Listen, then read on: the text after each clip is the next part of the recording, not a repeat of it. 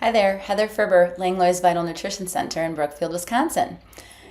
Today I want to talk about a little bit about women and the phases of the menstrual cycle. So, as women, we are really programmed to be, connectors, and we are programmed for connection. We like to take care of family members, we work on building businesses, we are in our communities engaging in service or in creating change in our communities. And all those factors are about connection. We are born with this power to really nurture life, I guess. And hormones play an important role in our biological stories. So I do feel for women that understanding how our hormones work actually allows us to do a little bit of better biohacking to, improve our long-term health, to help us feel more energized, to improve our reproductive capacity.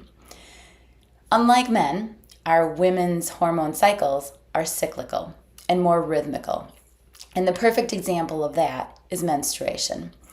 So it's really important for us to understand how this cycle works, and then we can take better care of our bodies in maintaining, better energy and actually our best possible energy.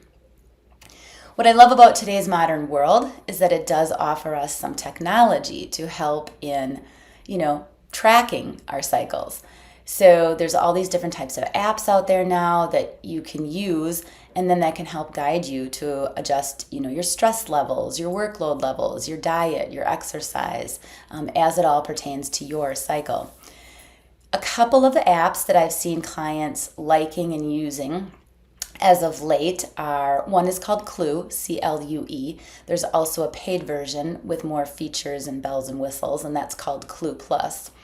There's also Flow, F-L-O, and a third one is called Cycles, C-Y-C-L-E-S.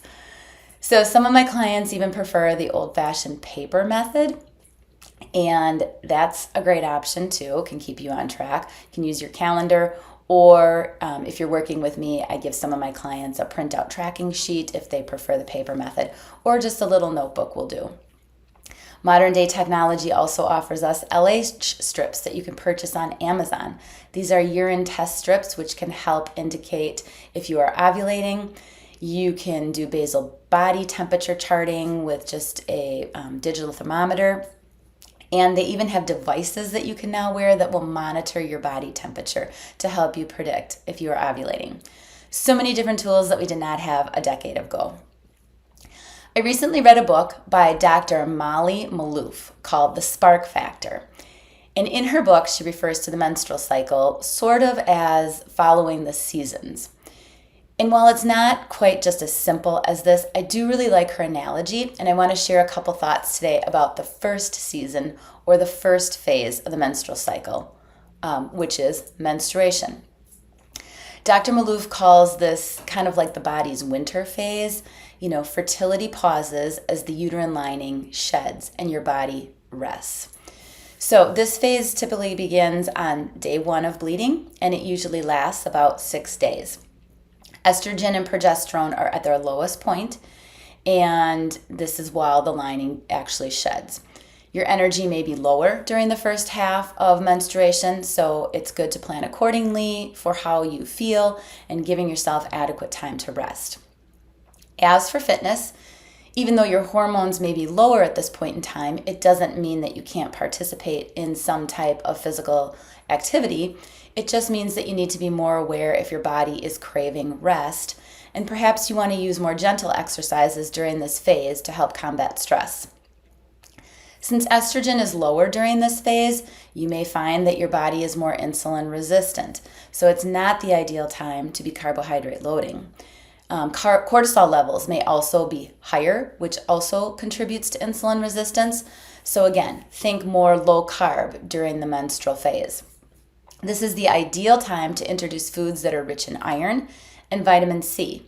So a lot of your leafy green vegetables, broccoli, strawberry, foods like that, the citrus fruits.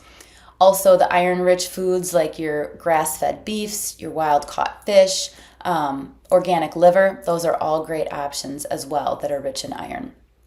Extra antioxidants or anti-inflammatories are also critical during this phase. So think about the other berries, the blackberries, the blueberries, the raspberries, red cabbage, turmeric, ginger, extra virgin olive oil. Those are all excellent anti-inflammatory, antioxidant type foods to introduce during this phase. And then don't forget your vitamin D. You need that for good absorption of iron, and you also need your copper for good absorption of iron within the gut. So, those are things you may need to supplement depending on what your diet and lifestyle look like.